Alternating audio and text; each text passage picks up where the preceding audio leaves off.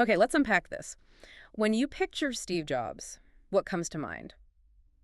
For a lot of us, it's that iconic image, right? Yeah, the black turtleneck, the jeans, standing on stage. Holding up something totally new, something that just changed everything. Or maybe you think of those, stark visuals from the Think Different campaign. He really did become the icon of inventiveness for our time. Absolutely. And underneath that image, there was this life story of, well, incredible intensity, driven by a personality that was complex, often contradictory. Definitely. And that complexity is really what fueled the public persona and ultimately those revolutionary products. And that's exactly what we're diving into today. We're going deep on Steve Jobs. We're pulling out the most important insights, the surprising facts, those moments that give you that aha. Yeah, and it's all straight from Walter Isaacson's big biography, which is, it's incredibly rich source material. It really is. Remember, this book isn't just like one viewpoint. It's built on 40 interviews Isaacson did with Jobs himself, plus another 100 with family, friends, colleagues. Even competitors, right? People who went head-to-head with him. Exactly. So our mission here is to give you the shortcut, the distilled version, so you can be really well informed about what made Jobs tick. Yeah, we want to explore his huge impact. And it wasn't just one thing. We're talking about shaking up 6 major industries. Personal computers, animated movies, music, phones, tablets, digital publishing. That's incredible. It's staggering. And we're going to wrestle with that famously complex personality, sometimes difficult, sometimes brilliant, and how it was all tangled up with his genius. The book promised an unvarnished view, and that's what we're digging for. Getting past the surface image to see the real Steve. The contradictions, the intensity. The stuff that drove him to, well, reshape our world. So let's set the stage a bit. This isn't just about gadgets. It's about a force of nature, really. A figure whose story is just fundamental to how we all interact with technology and creativity today. And that journey, it starts somewhere maybe a bit unexpected, with his birth and his adoption. That's right. His biological parents, Joanne Schiebel and Abdul Fattah John Ali, they were young, unmarried graduate students. And they had a condition for the adoption. The parents had to be college graduates. Okay. And initially, a lawyer couple was lined up. Yeah, but they specifically wanted a girl. So when Steve was born a boy, they backed out. Wow. And that's how he ended up with Paul and Clara Jobs. Right. Paul was a high school dropout, a mechanic. Clara was a bookkeeper. So they didn't meet that original college grad requirement. But they gave him something else, didn't they? Something maybe more valuable in the long run? A foundation in, making things? Oh, definitely. Paul Jobs was a huge influence. Steve talked a lot about working with his dad in the garage, learning about craftsmanship. That famous story about the back of the fence. Exactly. Paul insisted that even the parts you couldn't see, like the back of a cabinet or a fence, had to be done right, crafted beautifully. He took immense pride in that. And that focus, that attention to the hidden details, the perfectionism even when no one's looking. That wasn't just a hobby lesson, was it? Not at all. It became a core principle for Steve at Apple, applied right down to the circuit boards inside the computers. Huh. What else did he pick up from his dad? Well, Paul taught him the basics of electronics, tinkering with cars. They went on trips to the junkyard to scavenge for parts. Junkyard trips. Okay. And Steve learned how to haggle there, too, bargaining for parts. And apparently, fixing up those old cars they found, that actually helped fund his college education later on. No way. That's amazing. And the place they lived, that mattered too, right? An Eichler home? Yes. Those mid-century modern tract homes, Steve described them as smart and cheap and good. He thought they brought clean design and simple taste to regular people. Pretty advanced features, too, like radiant floor heating. Cool. And it was right there in Silicon Valley. The heart of it. Just as it was transforming from, apricot and plum orchards into this booming tech hub, it was full of engineers. Steve just soaked all that up. He developed this really strong desire, this yearning to be part of it all. And his first glimpse of a computer. That was with his dad, visiting the NASA Ames Research Center nearby. He saw a computer terminal there. Said he fell totally in love with it. Wow. A pivotal moment. Yeah, and there was another one. He was a kid, maybe 6 or 7, testing a carbon microphone with his father. Steve figured out it didn't need an amplifier, but Paul insisted it did. So Steve proved him wrong.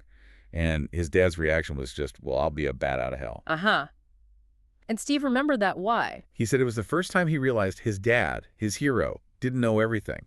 And that realization, combined with knowing he was adopted, It gave him this feeling of being apart, detached, and separate from both his family and the world. That's heavy for a kid. It is.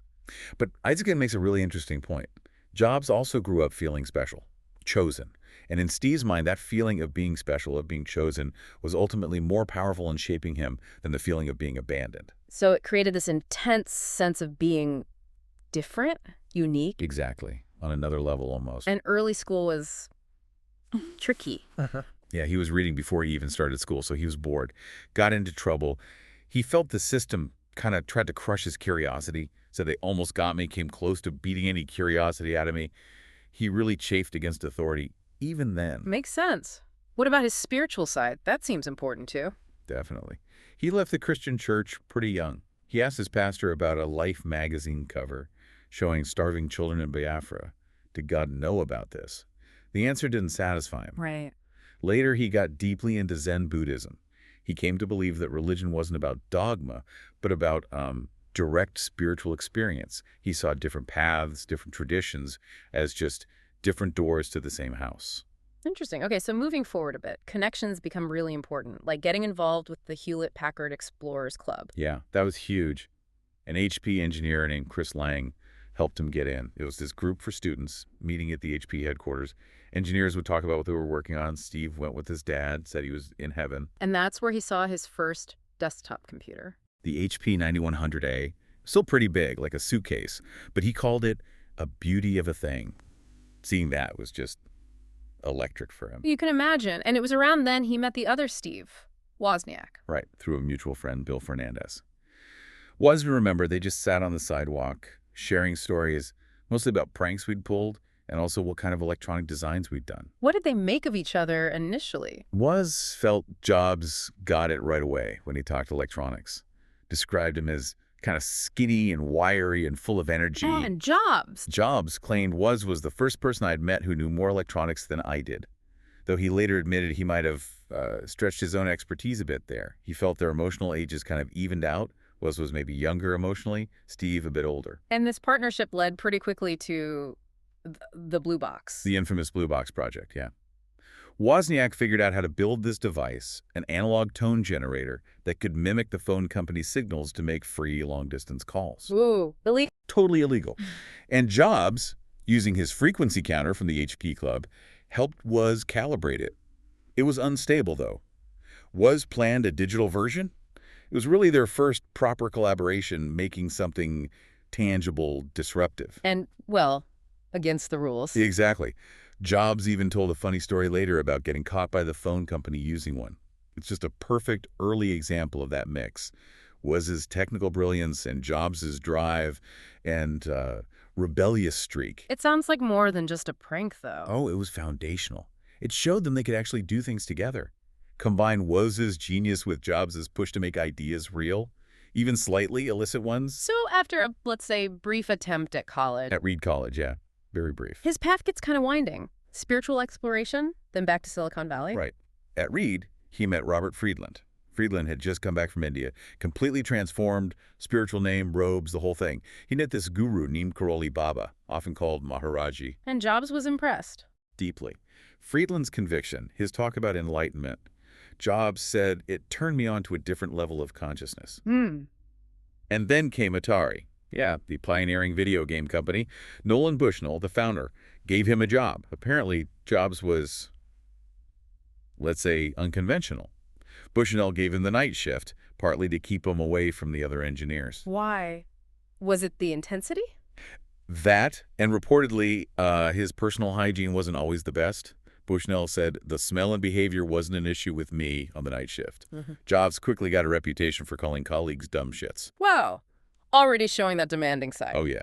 He looked back later and basically said everyone else was so bad. No apologies. Okay, but before Atari really took off for him, he took that trip to India himself, right? Following Friedland's path. He did, and it had a profound impact. He said coming back to America was actually more of a shock than going there. How so? He reflected a lot on intuition. He felt people in the Indian villages had a stronger sense of intuition, experiential wisdom, compared to the purely rational, intellectual focus he saw in the West. And he valued that. Hugely. He called intuition a very powerful thing, more powerful than intellect, in my opinion. He felt it had a big impact on my work. seeing it not just as fuzzy feeling, but as a valid form of intelligence. So when he got back to Atari. Alcorn, the engineering head, remembered him showing up looking like a Hare Krishna guy. Yeah. He went back to the night shift. And Wozniak, who was obsessed with Pong by then, would often hang out with him, playing the game. And this led to a project. Bushnell gave Jobs a task: design a single-player version of Pong, and he offered a bonus if they could do it using fewer computer chips to save costs. Knowing Jobs would bring in Woz. Exactly. Bushnell saw it as a two-for-one thing: get Jobs' drive and Woz's engineering skill. This became the game breakout. Okay, so things are starting to come together. And another crucial figure enters the picture around now, Mike Markkula. Yes, Mike Markkula, a marketing and finance whiz who'd made a fortune at Intel and retired young. Jobs met him and instantly liked him, saw him as decent and fair, someone who wouldn't screw you over. Wozniak just found him the nicest person ever. What did Markkula bring? Business acumen. Structure. He offered to help Jobs write a business plan for this idea of selling personal computers, said he'd give a few weeks of my time for free. So Jobs went over to his house. Yeah, they stayed up late talking. But in the end, Markkula apparently wrote most of the actual plan because, well, Jobs usually didn't deliver on time. Huh. Okay. So the plan's taking shape, but they needed Wozniak full-time. Was that easy? Surprisingly, no. Woz loved his job at HP. He felt secure, respected. He wasn't sure about this risky startup idea. So Jobs had to persuade him. Persuade is putting it mildly. Jobs got intensely upset, crying, yelling, throwing fits. He even called Woz's friends and family, trying to get them to pressure Woz into joining Apple. Wow, really turning up the reality distortion field early. Totally. He even went to Wozniak's parents' house and burst into tears, begging them to convince their son. Did that work? Not directly. What finally tipped the balance was another friend, Alan Baum. Baum argued that Woz didn't have to become a manager at Apple. He could stay purely an engineer, doing what he loved. And Wozniak said that was exactly what I needed to hear. That sealed the deal. Okay, so Woz is in, Markkula's providing business structure. Apple is starting to look like a real company, not just a garage project. Exactly. And these early days, as they move beyond the garage, really start to show Jobs' personality shaping the company, especially his focus on product and design. That relentless perfectionism. You see it immediately. With the very first Apple computers, the Apple I, they were selling them as circuit boards, but then they decided to offer a version in a wooden case. Jobs was apparently furious that the cases had these tiny blemishes. But what did he do? He made the handful of early employees, like literally his sister Patty and Daniel Kotke, sit there and sand and polish the cases by hand until they were perfect. Wow. That goes right back to his dad and the fence, doesn't it? The unseen parts have to be right. Precisely. That wasn't just a lesson learned. It was deeply ingrained. Pride in the object itself, down to the smallest detail. Okay, so quality control was intense. What about presenting the company, marketing the Apple II? Well, they needed a different kind of polish there. Markkula knew they had to look professional, so he sent Jobs and Wozniak to a fancy San Francisco tailor to get three-piece suits for the West Coast Computer Fair. How did that go over? Wozniak recalled they looked faintly ridiculous. Not really their style. But they wore the suits, looked the part, and it worked. They got 300 orders for the Apple II at that fair. Met their first Japanese dealer there, too. Even in a suit, Wozmus was, right? Still pulling pranks. Oh, yeah. He apparently had a program on the Apple II that just spouted obnoxious ethnic jokes. And he created this elaborate hoax brochure for a fake computer called the Zaltair, designed to look like a competitor. Did Jobs fall for it? Briefly? He apparently didn't realize it was a complete joke until, like, 8 years later. That's hilarious. Okay, so Apple's growing. They move out in the garage, get a real office. Pressure starts mounting. Definitely. It becomes a real company. And this is when Jobs' management style really starts to solidify. And not always in a good way. More demanding. Markkula said he became increasingly tyrannical and sharp in his criticism. He wouldn't mince words. He'd just tell people straight up, that design looks like shit. Ouch. Tough on the team. Especially young programmers. Randy Wigginton, Chris Espinosa, they felt the brunt of it. Espinosa said Steve would dismiss his work as shit without having any idea what it was or why I had done it. So you see the seeds here, incredibly high standards, which is good. Absolutely. Pushing for excellence. But also this sometimes brutal, dismissive way of enforcing them, it really set a pattern. It did. And all through this intense professional journey, his personal life was just as complex. full of contradictions. Right, like his relationship with Chris Ann Brennan, the mother of his first child, Lisa. Exactly. She was a really significant figure, kind of weaving in and out of his life. They had this idyllic summer on a farm together that felt young and easy and free. And then there was that time living with Daniel Kotke. Yeah, in this rented house they called Rancho Suburbia, Kotke described it as an odd scene. They apparently rented rooms out sometimes to all sorts of crazy people, including a stripper for a while, just very counterculture still. But as Apple grew, he started to change a bit outwardly. In some ways, yeah. He reportedly gave up drugs, eased up slightly on his super strict veganism, though food remained a lifelong issue, got stylish haircuts, started buying expensive clothes from places like Wilkes-Bashford. Trying to look the part of a tech exec. Maybe. But he still had this very noticeable, childlike rebellious streak. He loved skinny dipping. He put orange tassels on his BMW motorcycle. And he could be notoriously difficult in restaurants, like sending food back repeatedly, calling it garbage. And dressing up as Jesus Christ for the Apple Halloween party in '79. Yeah. Was it ironic self-awareness? Was it ego? Probably a bit of both. Classic Steve, really. When he finally bought a proper house, his personal style was still unique. Oh, totally. He had nice art, good kitchen stuff. But furniture took him years. He and Lorene Powell literally debated the purpose of a sofa for 8 years. Yeah. Buying a simple washing machine became this huge philosophical quest. So the houses were often pretty bare. Very sparsely furnished. Often just the essentials. A mattress on the floor in the middle of the bedroom. Pictures of Einstein and his guru, Maharajji. And an Apple II, of course, just sitting on the floor. What about romantic relationships? He seemed quite intense there, too. Deeply romantic, apparently. Fell in love dramatically. Pined publicly when things didn't work out. There was Barbara Jasinski, who worked at Regis McKenna's ad agency. He tracked down Jennifer Egan after meeting her once? Yep. Met her at a dinner Joan Baez hosted, Hmm. then basically hunted her down. They dated for a while. And Tina Redsey. She seemed really important. He called her the most beautiful woman I'd ever seen. Loved her hippie aura of natural purity, but also her solid sensibilities. Felt a deep spiritual connection with her. Even after he married Lorene, he apparently looked back with some regret that things with Tina hadn't worked out. His bachelor party sounded interesting. Yeah, organized by Adi Tavanian. Apparently it was kind of terrible. Tavanian couldn't get into Jobs' favorite restaurant, so they ended up at this fancy hotel bar. Jobs hated it, made them leave, and insisted they go to his beloved soufflé place, Café Jacqueline, instead. And then he decided Tavanian should marry his sister. Just like that. Apparently he just announced it, and they did eventually get married. Wow. Okay, one of the biggest personal events was finding his biological family, right?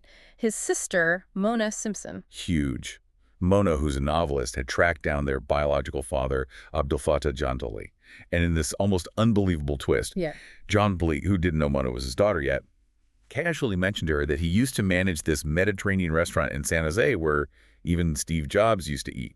No. He had no idea. None. Mona realized in that instant that this stranger, this tech icon she admired, was her brother. She somehow managed not to just blurt it out right then and there. It's an astonishing story. Unbelievable. How did finding Mona affect him? Clearly, quite deeply. He took her shopping at Issey Miyake, one of his absolute favorite designers, bought her beautiful clothes, including 3 identical pantsuits he particularly liked.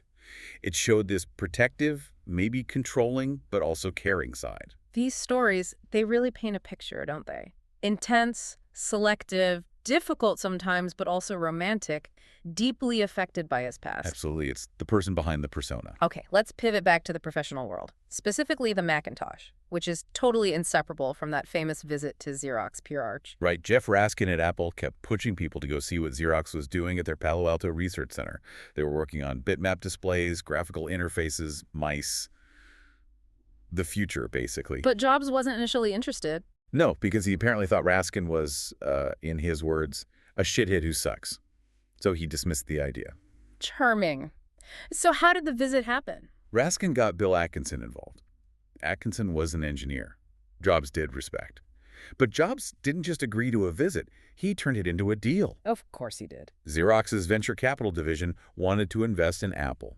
So Jobs basically said, okay, you can invest $1 million, but in return, you have to open the kimono and show us what you're doing at Park. And Xerox agreed.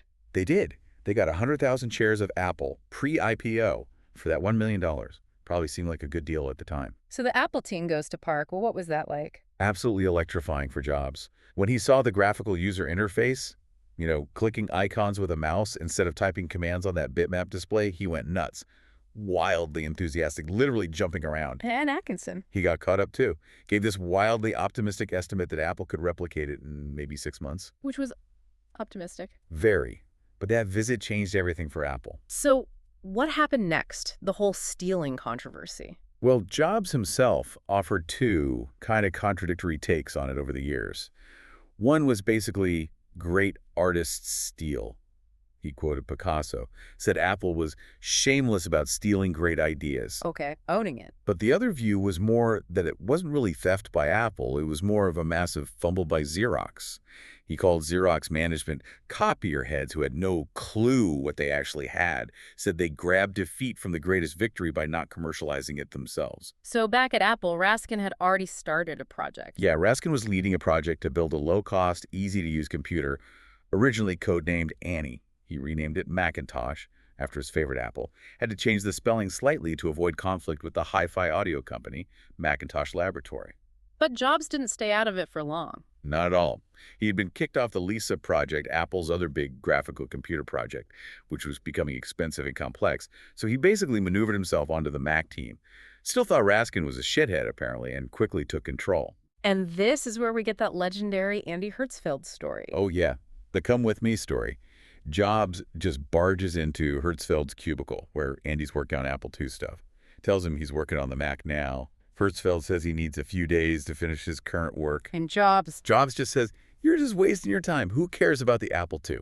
Then he literally yanks the power cord out of the wall, grabs the computer, throws it in the back of his Mercedes, drives Hertzfeld over to the Mac building, plunks him down at a new desk, and says, "Here's your new desk." That's intense. Decisive, maybe a little terrifying. All of the above. Classic Jobs. Yeah. Completely dismissive of anything not aligned with his current obsession. He even tried to rename the Macintosh, didn't he? To bicycle, yeah. Based on his idea that computers were like a bicycle for the mind. He'd push it hard for about a month. How did the team react? They hated it. They just refused to use the name. Eventually, he had to drop it.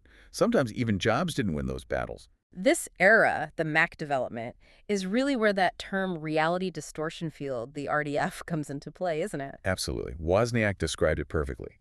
He said Jobs had this ability to present an illogical vision, but then, through sheer force of personality and conviction, somehow make it true. People got sucked in. Totally. Debbie Coleman, who became Mac finance chief, said Jobs could laser beam in on you and didn't blink. It didn't matter if he was serving purple Kool-Aid. You drank it. But it wasn't just manipulation, it was empowering, too. That's the paradox. Both Coleman and Woz said it made the team feel like they could do the impossible because you didn't realize it was impossible. It became a kind of self-fulfilling distortion. Apparently, later at Pixar, they even had secret signals like scratching your nose or tugging your ear to indicate when someone was caught in Jobs' RDF. Huh. So how did people cope? Could you push back? You had to, but it was hard. Joanna Hoffman, one of the original Mac team members, was famous for standing up to him.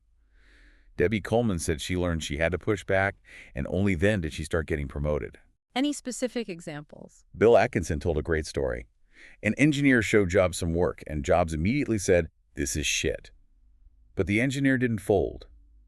He calmly stood his ground and explained why his approach was actually the best way given the constraints. Dan Jobs. Back down. Acknowledged the engineer was right. Atkinson actually coached his team. When Jobs says, "This is shit," translate that in your head to, "Tell me why this is the best way." That's smart. And here's the kicker. Atkinson said that because Jobs had challenged him so intensely, that engineer later went back and did find an even better way. So the lesson was push back, defend your work, but also listen, because he's usually right. Wow. So despite the often demoralizing style. He was also incredibly inspiring. He infused that Mac team with this intense passion, made them truly believe they were changing the world, doing something groundbreaking. The t-shirt saying 90 hours a week and loving it. Exactly. It was this potent mix of fear you didn't want to disappoint him and this incredible desire to impress him, to be part of his vision. How did Jobs justify it later? He basically said that with really good people, A-plus players, you don't have to baby them. You push them, you expect them to do great things, and they rise to it. He felt they liked working together in that intense environment, and that the results were worth the pain. And underneath all that pressure was this design mantra for the Mac. Clean and simple. That was it. Also bright and pure and honest. He hated the heavy industrial look of most computers then. He wanted museum of modern art quality, constantly pushing, let's make it simple, really simple. That idea that simplicity is the ultimate sophistication, and that was pure Jobs. But this laser focus on the Mac created problems elsewhere in Apple, didn't it? Like with the Lisa project. Oh, big time. The Mac was basically becoming a cheaper, faster, scaled-down Lisa, using the same core graphical interface ideas. It was obvious it was going to completely undercut the Lisa in the marketplace. So internal conflict. Huge conflict, warring tribes. Larry Tesler, who worked on both, tried to broker peace, but it was really tense. And it boiled over. Yeah, there was this famous incident. Rich Page, a key engineer on the Lisa team, absolutely lost it. He stormed into a Mac demo session and just started shouting, "The Macintosh is going to destroy the Lisa." And he pointed the finger right at Jobs. "Steve Jobs is the problem. Tell Steve that he's destroying Apple." Wow. Public outburst. Yeah, the tensions were incredibly high. And Jobs' management style, his maxims, they could be double-edged swords too. Definitely. Like, don't compromise. Great for pushing quality, but it also caused huge delays. The Mac launch ended up being 16 months late, partly because of that refusal to compromise.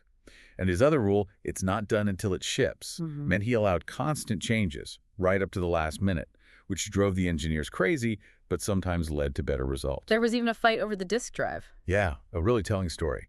They were planning to use a Sony 3.5-inch drive. Jobs visited the Sony factory, thought it looked messy and disorganized, and just abruptly decided, nope, we're going with this other drive from a company called Alps. Ordered everyone to stop working with Sony. But one engineer, Bob Belleville, who was managing the hardware, he kind of hedged his bets. He suspected the Alps drive might not be ready or reliable enough. So, against Jobs' explicit orders, he secretly kept a small team working on integrating the Sony drive just in case. Smart move.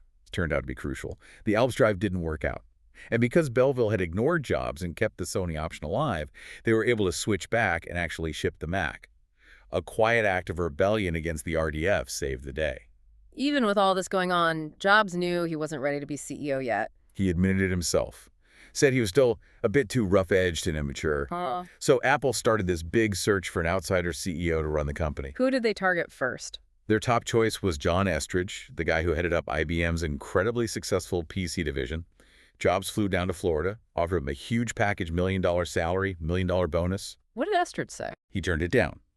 Partly loyalty to IBM, partly he just enjoyed being part of the establishment. But interestingly, Isaacson notes Estridge was also genuinely discomfited by Jobs' stories about ripping off the phone company with the blue box. Didn't sit right with him.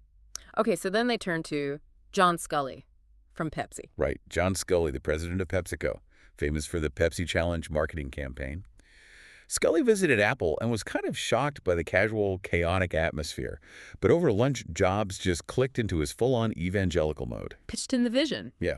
Told him, we want to change the way people use computers. Scully was intrigued. He went away and wrote this 8-page memo about how you'd need to market computers differently, how you had to romance the consumer. He saw the potential. So Jobs had to woo him. Oh, big time. The courtship was intense. Jobs flew to New York. They took these long walks in Central Park. Jobs played perfectly to Scully's ego, his insecurities, telling him stuff like, I can learn so much from you. Scully was totally smitten.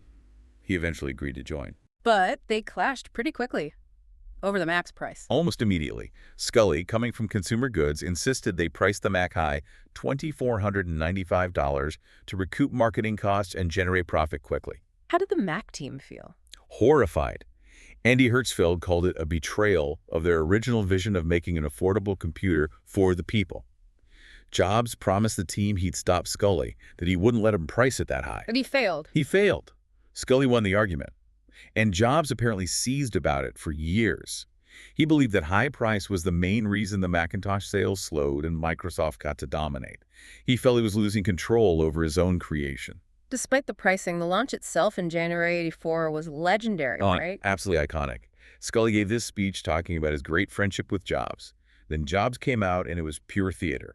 He delivered that famous battle cry comparing IBM to Big Brother from the 1984 ad, building the emotion. And the demo. When the Mac displayed Macintosh, insanely great, and then spoke, The place just erupted. Pandemonium, Isaacson called it. 5-minute standing ovation. Jobs himself got choked up, overwhelmed by the moment. Must have felt like vindication after all the struggle. Totally.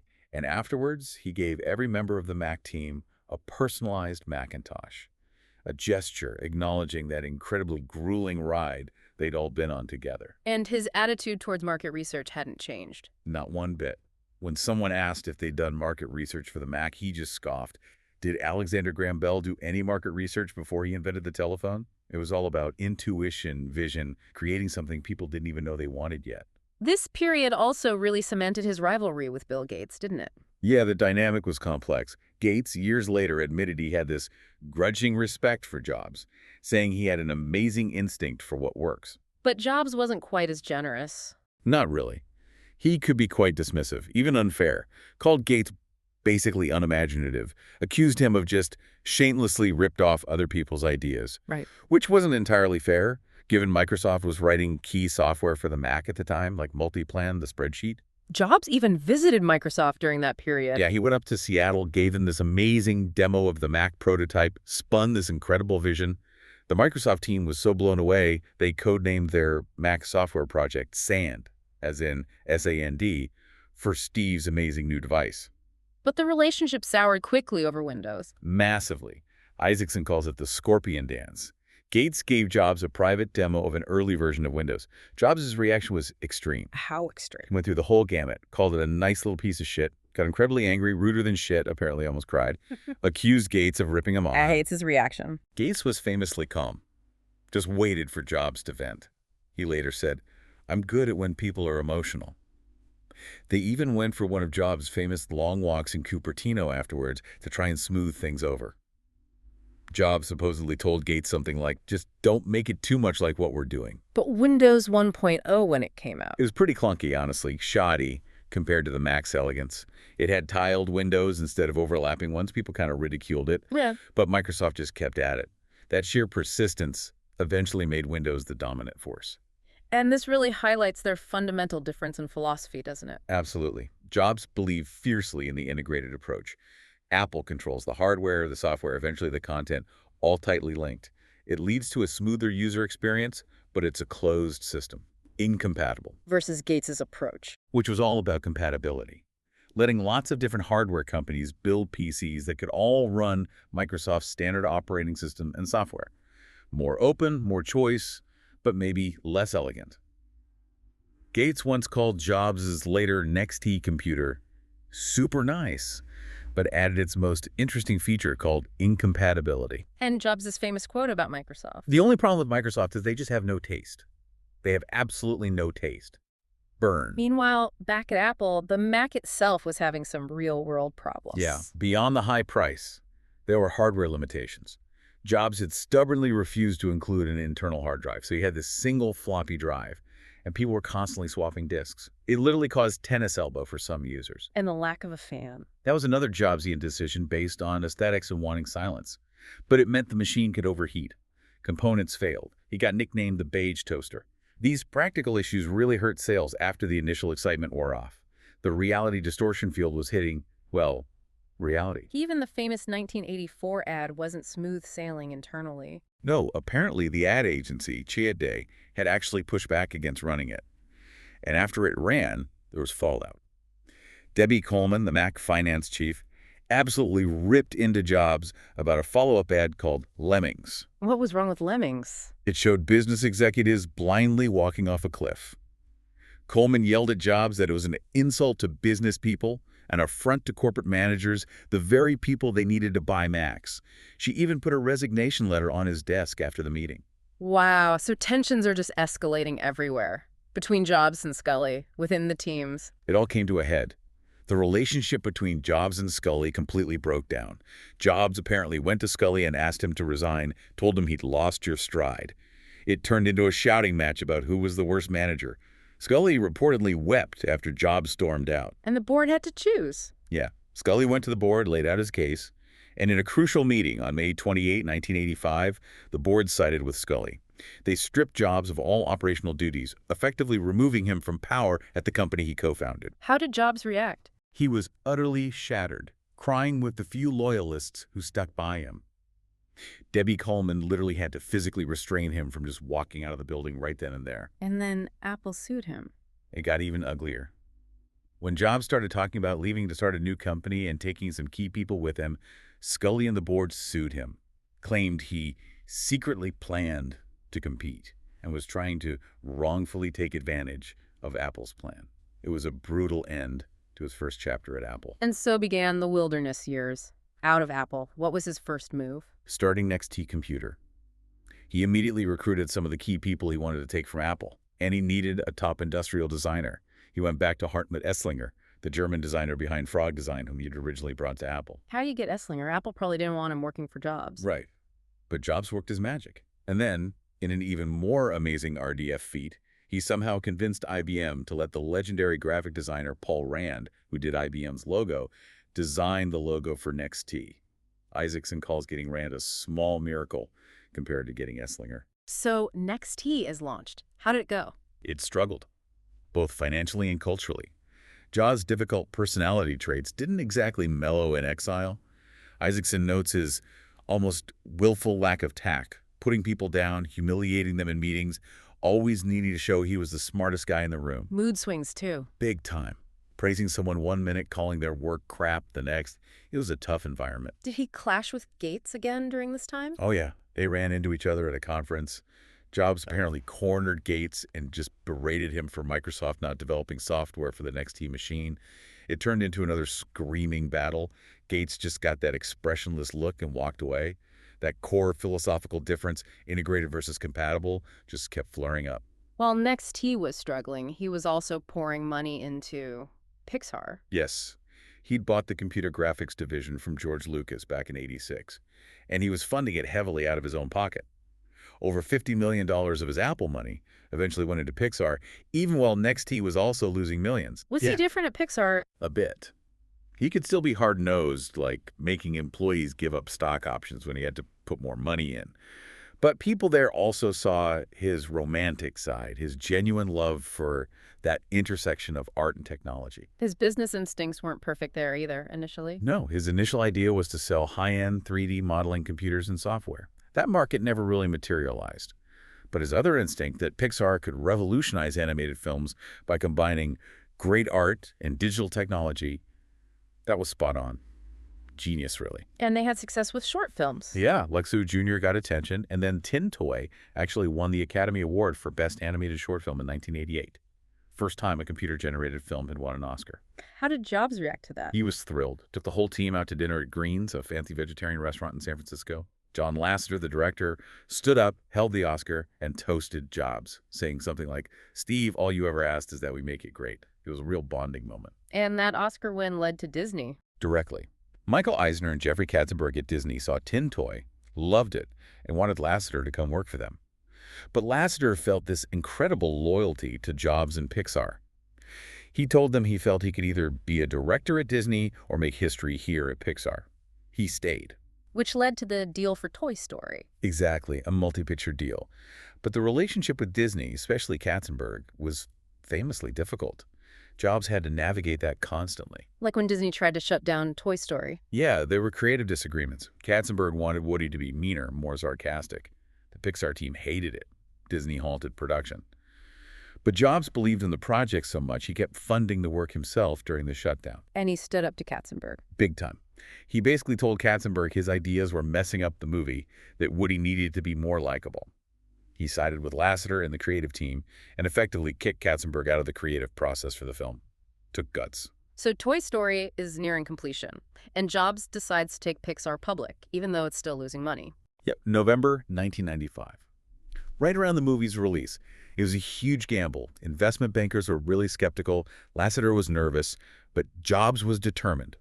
He knew they needed the cash infusion to fund future films themselves and, crucially, to renegotiate a better deal with Disney from a position of strength. How did the premiere go? Well, there were two premieres. Disney had the big Hollywood bash. But Jobs insisted on throwing his own premiere in Silicon Valley for the tech crowd, the investors, his people. And he personally introduced the movie himself. Really owned it. And the IPO. Massive success. Yeah. Toy Story was a gigantic hit, and the stock soared. It completely validated Jobs' vision and his perseverance through all those years of losses. Made him a billionaire overnight. Okay, so Pixar's a huge success. What's happening with NXT in the meantime? Still struggling. They tried repositioning as a leader in workstations, but lost out to Sun Microsystems. IBM pulled out of a deal to use their software. Jobs was finally forced, really against his nature, to get out of the hardware business and just license the NXT Step operating system in 1992. That core belief in integrated hardware and software took a hit. And over at Apple, things weren't going well. No, Apple was floundering. They went through CEOs. Gil Amelio was in charge, and the company was losing money, losing market share. They desperately needed a new operating system strategy. They were considering buying either NXT or B Inc. B was run by Jean-Louis Gasset, right, another former Apple exec. Exactly. And Jobs apparently held a massive grudge against Gasset, called him truly horrible, felt Gasset had knifed me in the back during the coup in 1985, even though they'd seem to reconcile later. So when Apple was looking to buy an OS, it became NXT versus B. Pretty much. And in a weird twist, NXT only got seriously considered because a mid-level marketing guy there, apparently without Jobs knowing, started calling Apple exec Ellen Hancock to pitch NXT Step. And Gasset. Gasset acted like he had the deal locked up, but he apparently fumbled. Didn't deliver a crucial presentation Apple needed. Jobs, meanwhile, played it cool. How did the negotiations between Jobs and Amelio go? Amelio had actually met Jobs a couple of years earlier, and it hadn't gone well. But they agreed to meet again. There was this surprisingly emotional moment when Jobs saw Mike Markkula there, his old mentor, the guy who'd sided with Scully. They hadn't spoken since 1985. Did Amelio impress Jobs at all? Apparently, Amelio drove up in a classic 1973 Mercedes, which Jobs, a car guy, appreciated. The actual negotiation happened at Jobs' house in his newly renovated kitchen with a pizza oven. How were the financials handled? Surprisingly smoothly. Amelio was asking for way more money. Jobs apparently didn't overreach. He suggested $12 a share, about $500 million total. Amelio countered with $10 a share, $400 million. Jobs accepted immediately. Amelio was pleasantly surprised. So Apple buys NXT. What was Jobs' initial role supposed to be? The official announcement on December 20, 1996, was just that he was returning as an advisor to the chairman, Gil Amelio. At the press conference, Amelio expected Jobs to speak, but Jobs refused. Claimed he didn't get any sleep, was tired, didn't want to be asked any more questions. Very cagey. But that didn't last long. Not at all. Pretty quickly, key board members, urged by people like Larry Ellison, decided Amelio had to go and Jobs should take over. They decided to make him interim CEO, the ICEO. How did Amelio find out? The board chair, Ed Willard, called him. Amelio was reportedly furious. Why in the world Steve's not even a member of the board? Did Jobs talk to Amelio? Yeah, Jobs called him that night. Isaacson describes it as this weird mix of prickliness and neediness. Jobs felt compelled to explain himself, insisting he had absolutely nothing to do with this turn of events, claiming the board had just asked for his advice. Did he offer any comfort? He told Amelio he respected his integrity, and then he offered this unsolicited advice. Take 6 months off. Said he regretted going right back to work after he himself was ousted from Apple. Amelio's reflection later was interesting. In ways, I still like the man. So Jobs is back in charge, effectively. What was his first move? Taking swift, decisive control. There was a meeting in July 1997. Jobs walked back on stage at Apple headquarters, wearing shorts, sneakers, and the black turtleneck. He just looked at the assembled execs and said, "Okay, tell me what's wrong with this place." How did they respond? Silence, murmurs. So he cut them off and answered himself, "It's the products. The products suck. There's no sex in them anymore." Set the tone immediately. And he cleaned house on the board, too. Radically. Asked Mike Markkula, his original partner, mentor, friend, but also the guy who sided with Scully, to resign. A really tough, symbolic move. Brought in new people, including his buddy Larry Ellison. Ellison didn't like meetings much. Hated them, apparently. Jobs joked they made a cardboard cutout of Ellison to put in his chair for board photos when he didn't show up. So, Jobs is back. Apple is ready for its second revolution. What was the key relationship there? Absolutely crucial was his partnership with Jony Ive, Apple's head of industrial design. Ive had been feeling disillusioned, thinking Apple only cared about profits now, not design. He was actually planning to quit. What changed his mind? He heard Jobs give this pep talk to the design team. Jobs said the goal wasn't just to make money, it was to make great products. That resonated deeply with Ive. He decided to stay, and the bond they forged. It became arguably the greatest, most productive industrial design collaboration ever. Starting with the iMac. The perfect first project. I's team had been sketching futuristic designs. Jobs came in, initially rejected a dozen models brusquely, but I've gently guided him, pointed out one that had promised curved, colorful, playful. And Jobs. With his typical binary view, things were either shit or brilliant. He instantly loved the refined version I resented. Started carrying prototypes around headquarters, raving about it. It was finally something truly different. It fulfilled that Think Different slogan in physical form. And the handle on top, that wasn't just functional. No, it was more symbolic, semiotic, as I put it. It made this piece of technology feel approachable, friendly, gave you permission to touch it, lowered the intimidation factor. It was costly to add, but Jobs just intuitively got it, said, that's cool. His obsession with details, like color, continued. Oh, absolutely.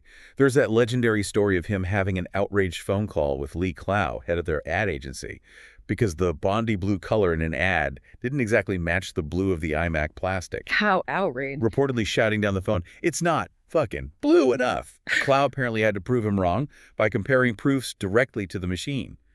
There was even a story years later of a Whole Foods employee overhearing Jobs screaming the exact same line into his phone about some other product's color. Yeah. Just total obsession. But the iMac worked. Huge success. It became an iconic new product, a harbinger of a new millennium. That mix of translucent color, sci-fi feel, and playful design was just so appealing. People who'd been scared of computers suddenly wanted one. It was an industry-altering success. Even John Scully popped up again to praise Jobs' simple strategy of hit products and terrific marketing. Did the brutal management style come back too? It never really left. There was an incident with Airborne Express being late delivering parts. Jobs ordered an Apple manager to break the contract immediately, telling him, if they fuck with us, they'll never get another fucking dime. The manager refused and quit on the spot, losing $10 million in stock options.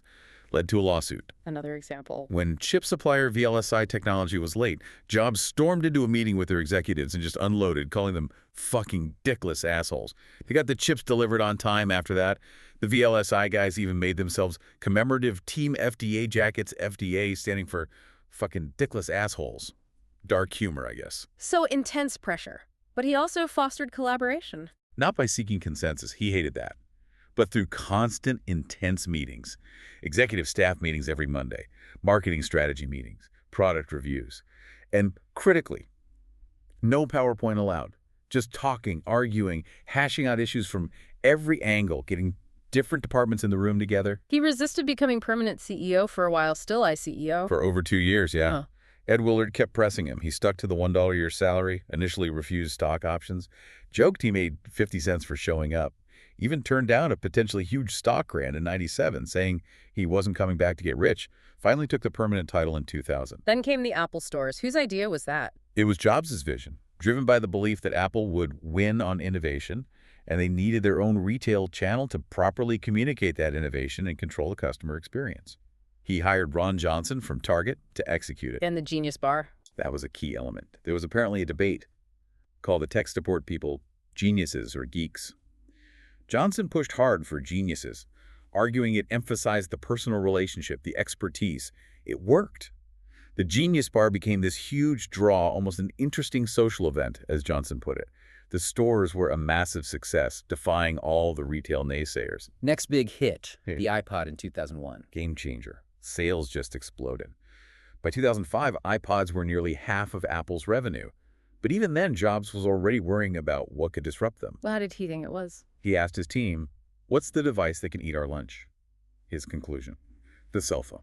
He saw it coming years before the iPhone. He had this unique position, didn't he? Bridging tech and creativity. Yeah, he talked about this great divide. Tech companies, he felt, didn't understand creativity or intuition.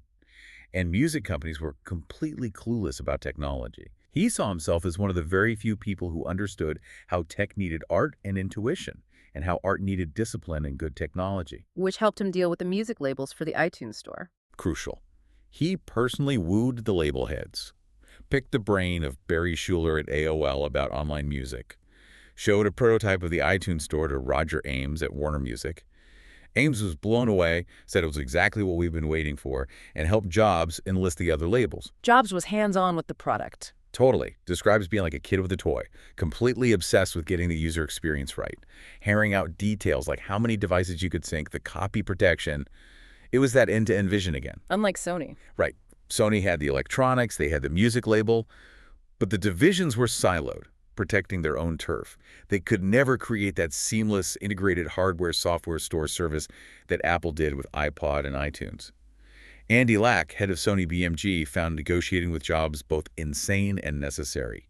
He even tried to get a royalty on every iPod sold. You get it? No way, Jobs wouldn't budge on that. A high point was the Bob Dylan deal, right? Huge for Jobs personally. Dylan was a lifelong hero. Jobs sent him an iPod with Dylan's entire catalog preloaded. Showed in the marketing campaign, they announced this grand deal, an exclusive digital boxed set on iTunes. Jobs was beaming. Okay, so iPod is massive, but Jobs is already thinking about phones. Leading to the iPhone development. Yeah. Which initially went down two parallel tracks internally. One was codenamed P1, exploring using a track wheel like the iPod.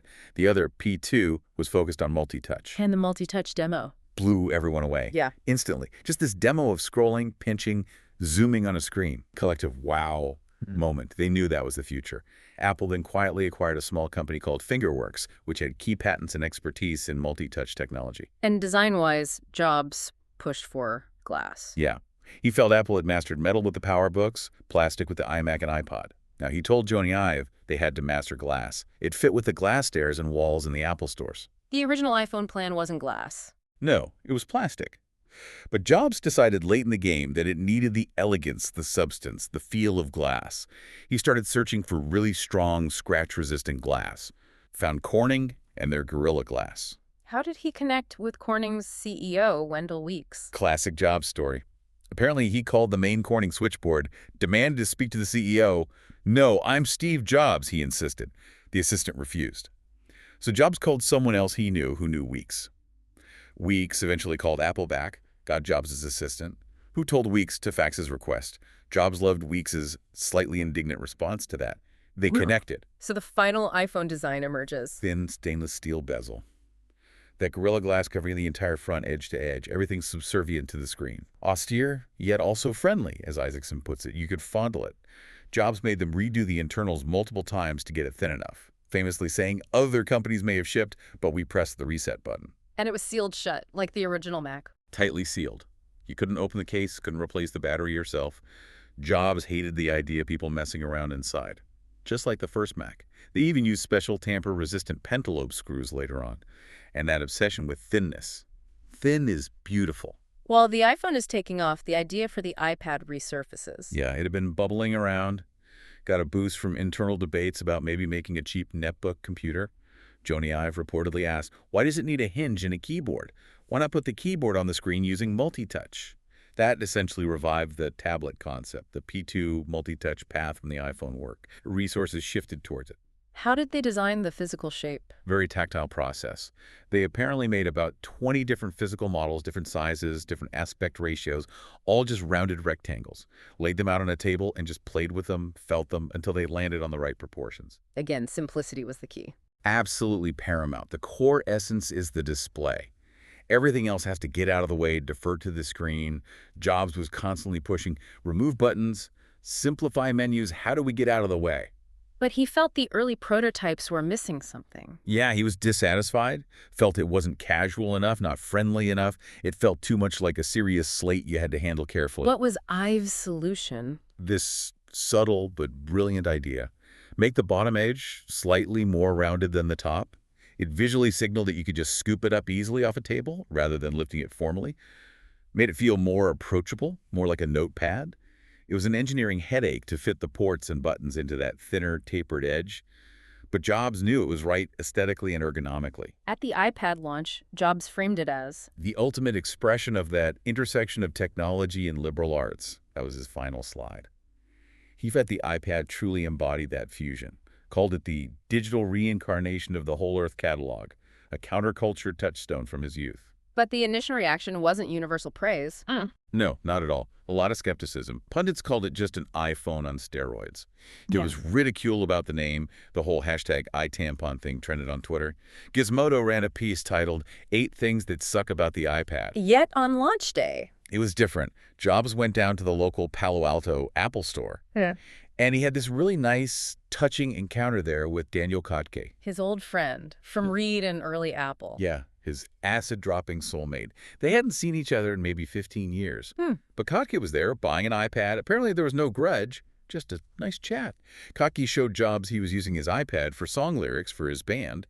It was a moment of connection. What made the iPad ultimately succeed, despite the initial skepticism? Wasn't just the beautiful hardware. It was the apps. Thousands of apps available right from the start, optimized for the larger screen. Games like Angry Birds, reading books, watching movies, stocks, productivity. It was incredibly versatile. And again, that seamless integration of the hardware, the software, and the App Store just made it incredibly easy and compelling to use. A carefully curated and gated community garden, as Isaacson puts it, balancing control with openness. The move into digital publishing, though, created new conflicts. With magazines and newspapers? Yeah, the terms were tough. Apple demanded its standard 30% cut of subscriptions sold to the App Store, which was one issue. But the bigger sticking point for many publishers was customer data. They wanted the subscriber info. Exactly. Publishers traditionally owned that direct relationship, the email address, the credit card info, allowing them to market renewals, sell other products. But with Apple's model, Apple owned the customer transaction. They billed the customer.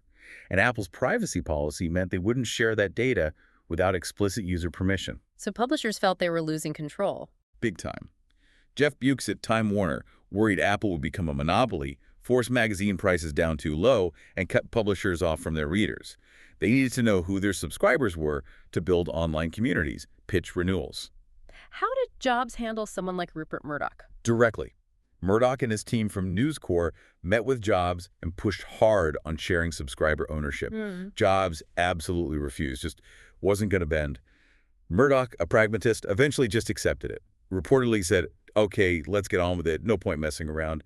Jobs usually got his way. Which brings us back to the conflict with Android. That was deeply personal for Jobs, wasn't it? Oh, incredibly personal. Because Eric Schmidt, Google's CEO, had actually been on Apple's board of directors during the secret development of the iPhone and iPad. Jobs felt utterly betrayed, ripped off, when Android started adopting very similar features, multi-touch gestures like pinch to zoom, the grid of app icons, the overall look and feel. Did he confront Google? Famously. He went down to Google headquarters in 2008, met with founders Larry Page and Sergey Brin, and Android head Andy Rubin. Schmidt recused himself. It turned into a shouting match. Jobs basically offered them continued prime placement for Google apps on the iPhone if they agreed to stop developing Android as a direct competitor. And threatened to sue? Threatened thermonuclear war, basically. Oh. Said he'd sue them into oblivion if they used key iPhone features, especially multi-touch. Google did initially hold back on some features, but then an HTC Android phone came out in early 2010 that clearly did have multi-touch and looked very iPhone-like.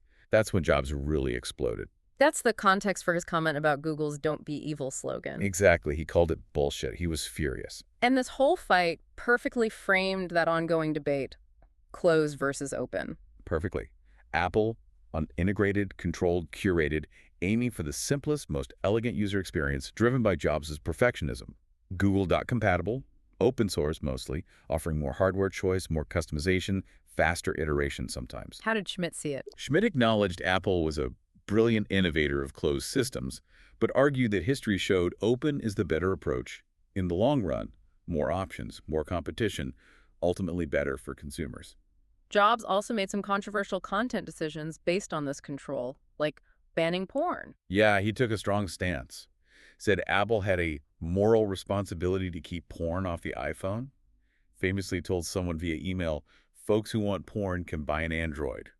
Didn't a journalist challenge him on that control, invoking Bob Dylan? Yes, Ryan Tate from Valleywag emailed Jobs, arguing that revolution should be about freedom, not control, and asked how the Dylan Jobs admired would feel. Jobs' reported response was just that dismissive Android comment. Then came iPhone 4 and Tenagit. How did Jobs handle that crisis? The issue was real. Holding the phone a certain way could cause signal loss due to the antenna design. But other phones had similar issues. Jobs' public response, though, was described by Isaacson as a bravura demonstration of stonewalling, righteousness, and hurt sincerity. He denied, dismissed, spread blame. You're holding it wrong. How did he get away with it? Michael Wolff wrote about it, asking, how do they get away with it? He attributed it to Jobs' unique, mesmerizing effect, calling him the last charismatic individual in tech. Wolff noted Jobs' almost ecclesiastical bearing, his ability to magisterially deciding what is meaningful and what is trivial. He controlled the narrative through sheer force of personality, even when facts were inconvenient. So even in these later years, facing health challenges, he's still intensely involved, still shaping Apple's narrative and future. Absolutely. His health struggles were becoming more serious, more public by this time, though he tried to control that narrative too. The cancer diagnosis was known, but it was progressing. Yeah, he had that rare form of pancreatic neuroendocrine tumor. By 2008, it was clear it had spread. He was undergoing targeted therapies, managing chronic pain, often with morphine. He didn't always hide the pain, sometimes made sure people knew. And his relationship with food remained difficult. It seemed to worsen under the stress. Significant weight loss. His family described meals as incredibly stressful. Him staring at the floor, ignoring food, sometimes just getting up and leaving abruptly. There was that incident with Fortune magazine. Right, March 2008. Fortune was about to publish a story detailing his earlier attempt to treat the cancer with diet alone, and also linking it to the ongoing investigation into backdated stock options at Apple. Jobs found out and summoned the managing editor, Andy Serwer, to his office. To pressure him. Totally. Tried to get him to spike the story. Famously said something like, "So you've uncovered the fact that I'm an asshole. Why is that news?" He even called Serwer's boss, John Huey, from a satellite phone while on vacation in Hawaii, offering an exclusive CEO panel on corporate disclosure if they killed the piece. Did they kill it? Nope. Fortune ran the story. The liver transplant became necessary. His oncology team, particularly Dr. George Fisher at Stanford, had been warning him for months it might be needed. But Jobs, characteristically, resisted processing the information. His wife, Lorene, was crucial in finally getting him to accept the reality in January 2009.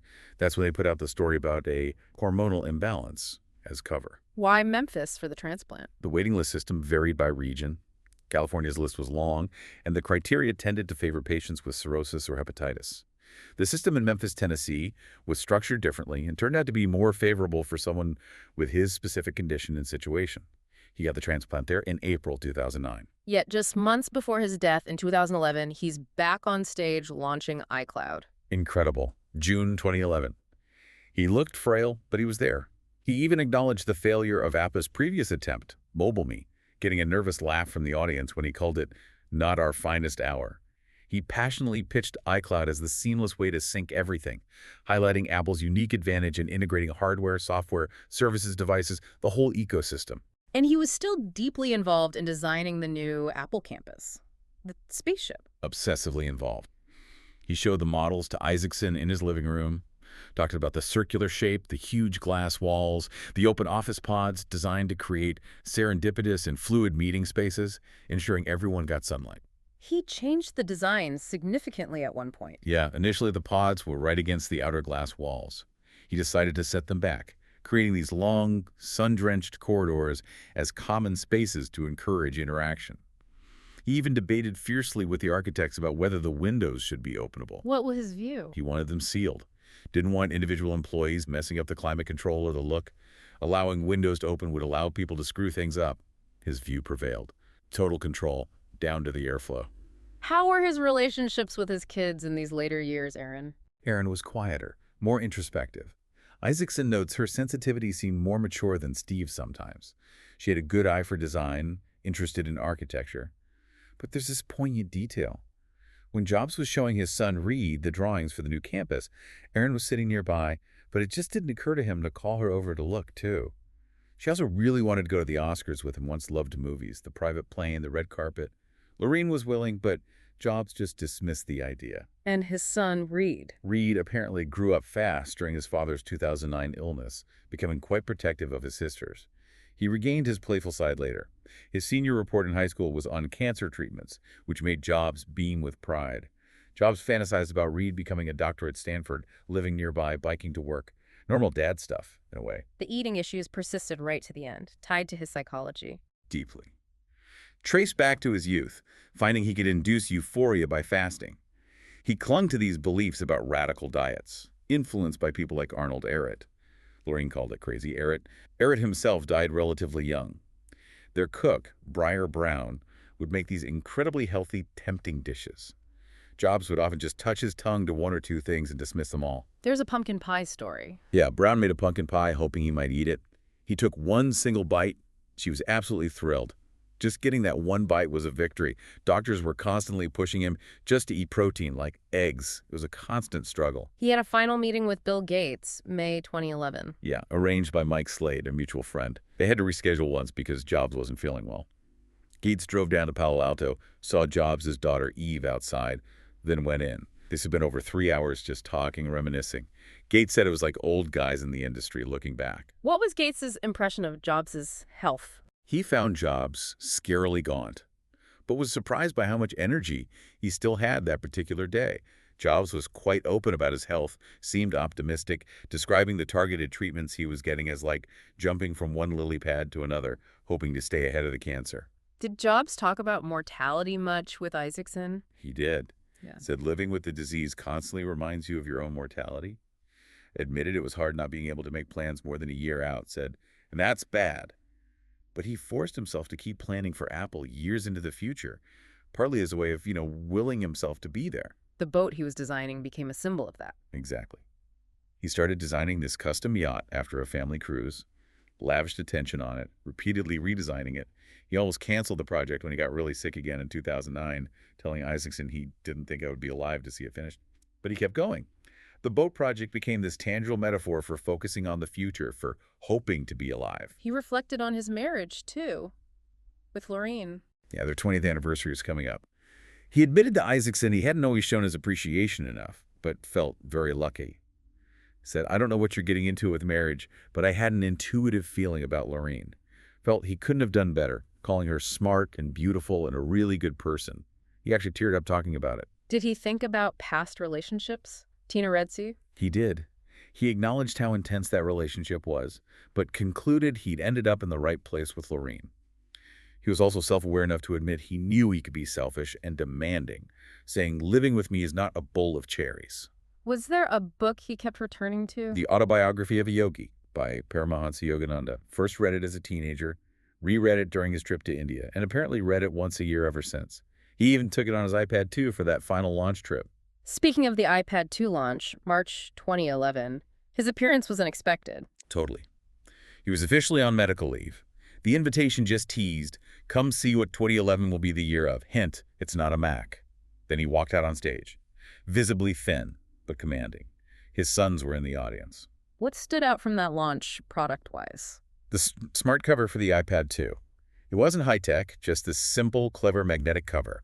But it was enchanting, delightful. A perfect example of that Apple end-to-end integration designed with the iPad, magnets built into the device.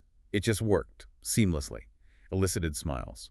Isaacson saw that integration as part of Jobs' soul. Yeah, he described it as this end-to-end integration being bred not just into Apple's organization, but into Jobs' own soul. It was fundamental to how he thought and operated. Was he energized after that launch? Apparently so.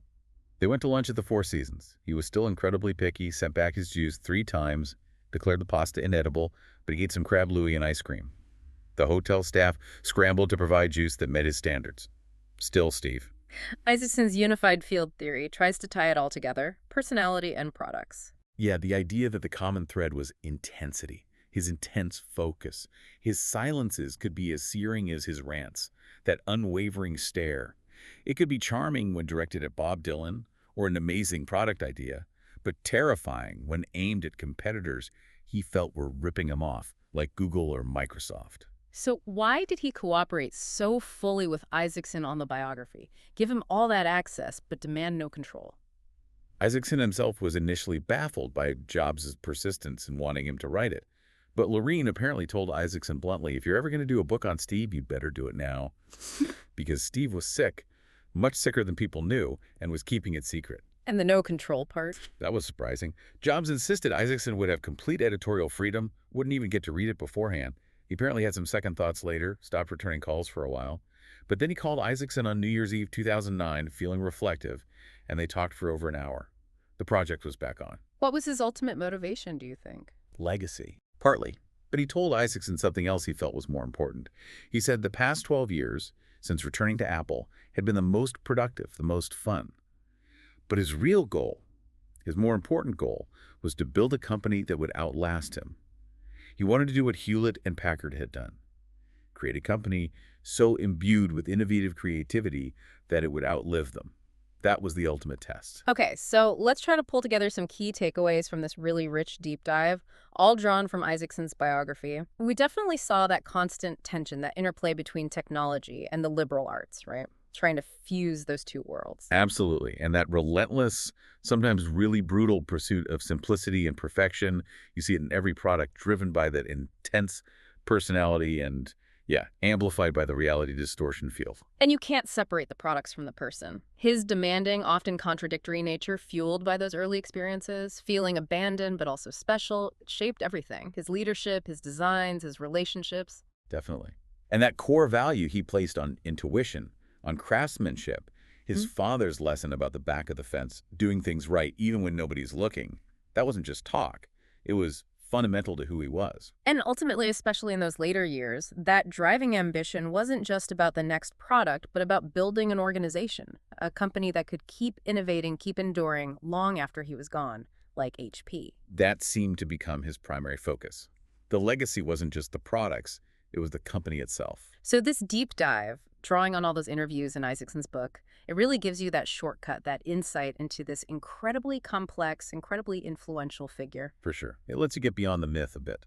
So maybe a final thought for you to chew on based on everything we've talked about. Yeah. Given Jobs' really unique mix, that intuition, the intensity, the absolute control, and his stated goal of building a company to outlive him, what parts of that architecture of the soul, as Isaacson put it, do you think are most likely to stick with Apple long term?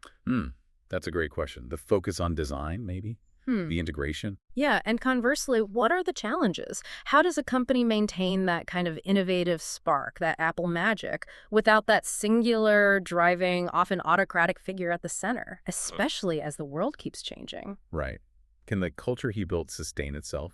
Or does it need that specific kind of personality driving it? It's fascinating to think about. It really is. His legacy was built on pushing boundaries, defying expectations.